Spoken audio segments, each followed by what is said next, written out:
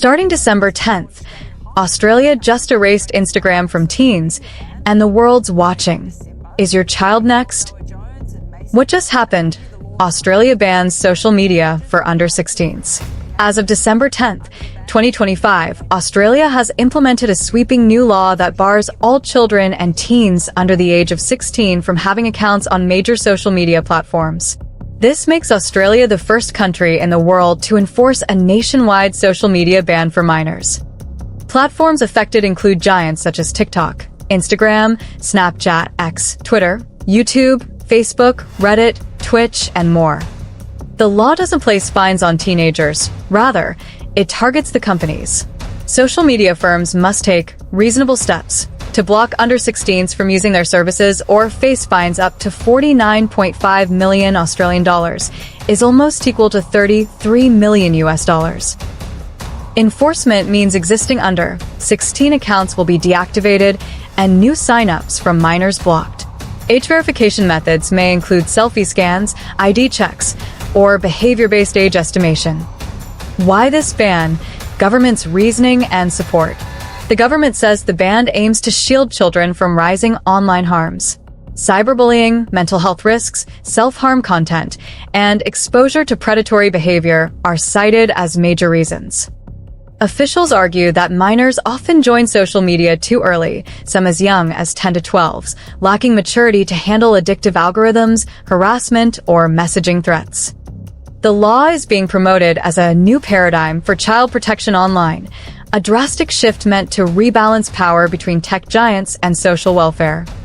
Global shock and mixed reactions, praise, criticism and realities, white heavy checkmark support and relief. Many parents, mental health advocates, and online safety groups have welcomed the law as a long overdue move to protect children from harmful content and digital addiction. Some insiders believe the ban could reduce cyberbullying, lower teen anxiety and self-harm rates, and give kids space to grow offline, read, learn, socialize, without algorithmic pressure. Criticism and concerns.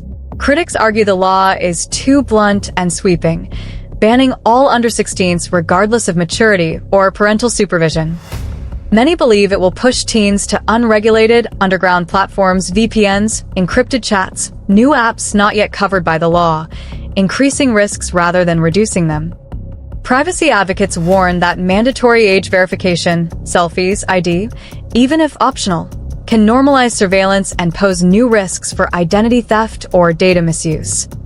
Some psychologists suggest the ban could isolate young people, especially those relying on online communities for support, e.g. LGBTQ+, minorities, isolated youth.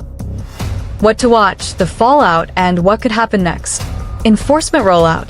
Will platforms succeed at blocking under 16s? Or will many slip through age checks, VPNs, fake IDs? Early reports already suggest some are bypassing the restrictions. Education and mental health gap.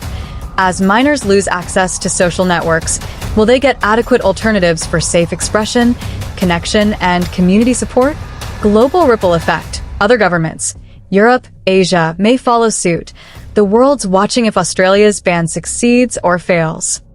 Legal and privacy battles. Courts or advocacy groups might challenge the law, citing free speech, privacy rights, or practicality concerns. Tech and youth culture shift. We might see rise of new, unregulated apps, underground social spaces, encrypted messaging, or alternative platforms, with all attendant risks. Subscribe to stay updated. This could be the start of something massive.